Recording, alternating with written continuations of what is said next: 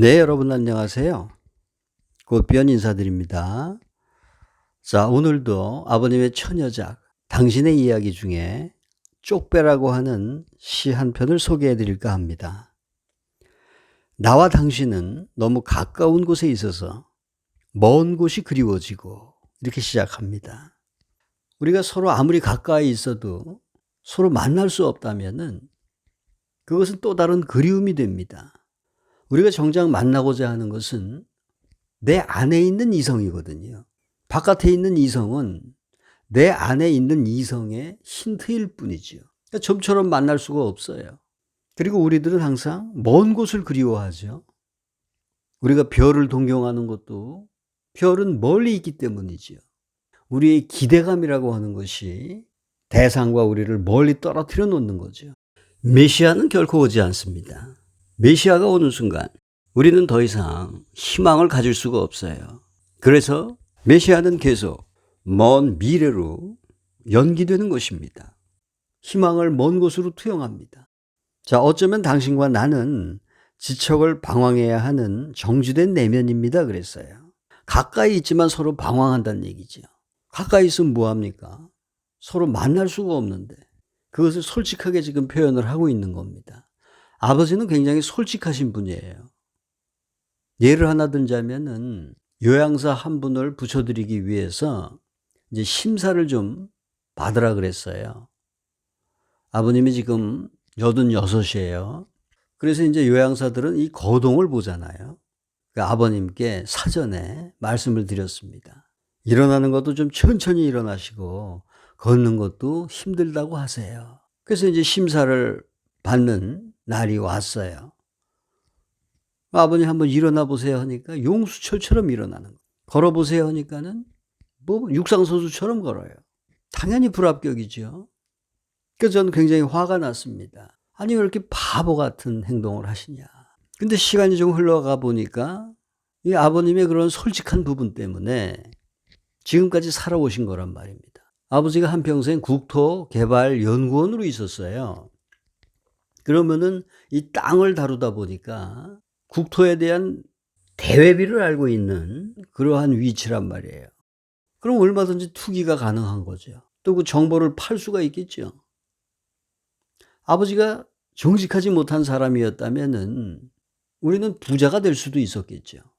하지만 아버님의 그러한 정직함으로 인해서 비리에 연루되지 않고 지금까지 자신이 하고자 하는 이 시를 내면서 사실 수가 있었던 겁니다. 그래서 아버님의 그 솔직함에 저는 오히려 감사하고 있어요. 정말 자기의 거동이 불편해서 움직일 수 없게 되는 그 상황이 오면은 요양사는 그때 당연히 배당이 되겠죠. 바다의 평온함을 지척에 두고 나는 항상 망망한 바다를 두려워합니다. 그랬어요. 자, 바다의 평온함은 내 근처에 있는데 나는 항상 두렵다는 얘기입니다. 그럴 수밖에 없어요. 나는 작은 이슬에 불과한 거고 바다는 나보다 너무나 커요. 나를 잡아먹을 것만 같잖아요. 이것이 모든 사람들의 공통된 두려움입니다. 하지만 달리 생각해 봅시다. 작은 이슬방울인 내가 바다에 떨어지는 순간 그 이슬은 이제 바다가 되지 않겠습니까? 이러한 용기와 모험이 지금 필요한 시점이다 이거예요. 제 얘기는. 꽃비연의 원주 힐링파크에서 하는 일이 바로 그겁니다. 원주 힐링파크는 망망한 바다입니다. 나는 작은 이슬로서 거기에 떨어져야 될 어떠한 운명인 것이죠. 자, 원숭이들이 나무 위에서만 살던 시절이 있었어요. 그러다가 몇 마리의 용감한 원숭이들이 그 나무에서 내려와서 걷기 시작하면서 인류로 진화할 수 있었던 겁니다. 우리는 지금 모험과 용기가 필요한 시점이에요. 우리는 이제 바다에 떨어질 때가 됐습니다. 당신을 지척에 두고 당신이 더 그리워집니다. 자, 우리가 가까이 있지만 서로 만날 수 없는 사이들이 많아요. 만날 수가 없기 때문에 더 그리워지는 거예요. 만나고자 하는 거. 자기 내면에 있는 거거든요. 성을 초월하지 못한 상태에서 어떤 종교를 하게 되면은 그런 사람들은 반드시 그 성이라고 하는 올가미에 걸려서 최후를 맞이하게 됩니다. 자, 외부의 여성과 남성은 그게 다 착각이에요. 자기 안에 있는 이성에 대한 갈망을 일으키는 착각입니다.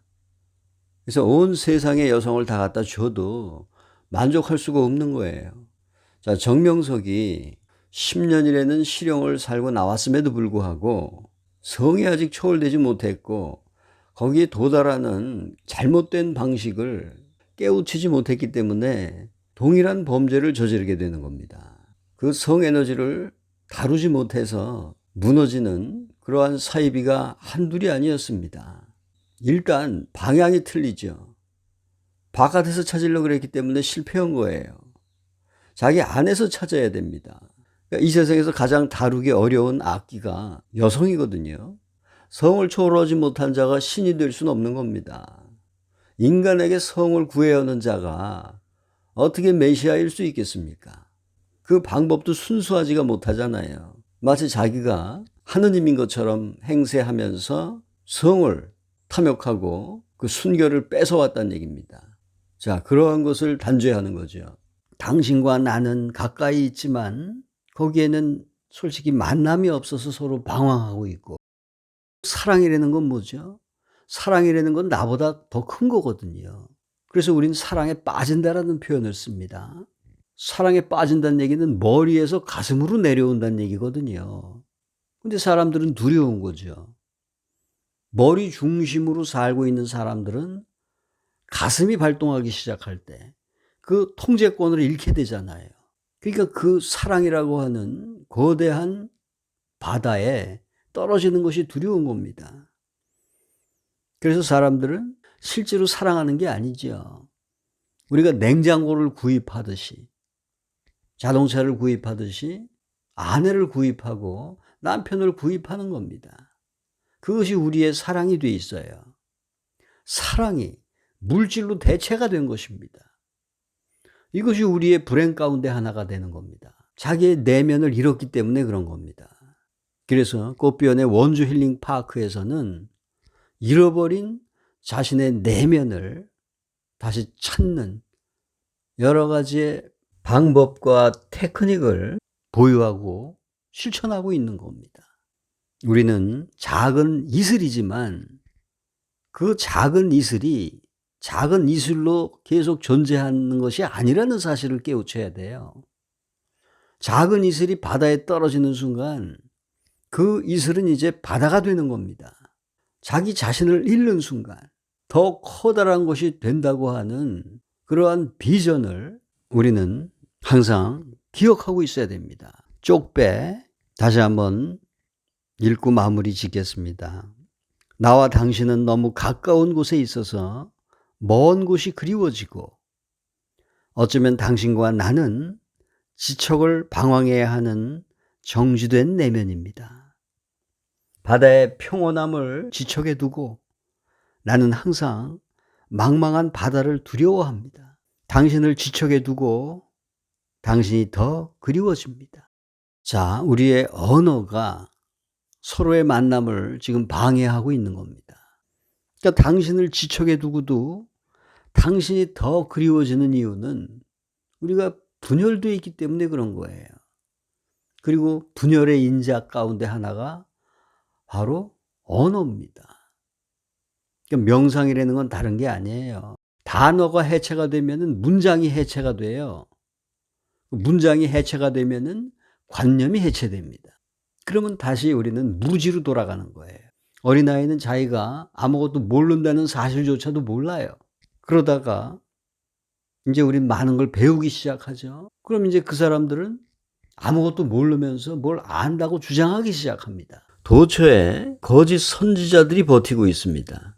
거짓 선지자들은 지적인 호기심을 유발시키고 그 감언 이설을 통해서 우리가 버려야 될 그 언어를 교묘하게 짜맞춰서 우리를 유혹합니다. 또 다른 언어에 홀리게 된다는 얘기입니다. 사람들을 혼란스럽게 하는 거예요. 꽃이라고 하는 언어는 꽃이 아닙니다. 이것을 분명히 알고 있어야 돼요. 플라스틱 꽃이 살아있는 꽃보다 더 아름답고 오래 갈 수 있어요. 하지만 거기엔 향기가 없습니다. 향기 있는 사람이 됩시다. 향기 없는 플라스틱 꽃과 같은 삶을 오래 지속해 봐야 그게 무슨 의미가 있겠습니까? 우리는 살아있는 꽃과 같은 향기를 지닌 아름다운 사람들이 되어야 할 것입니다. 감사합니다.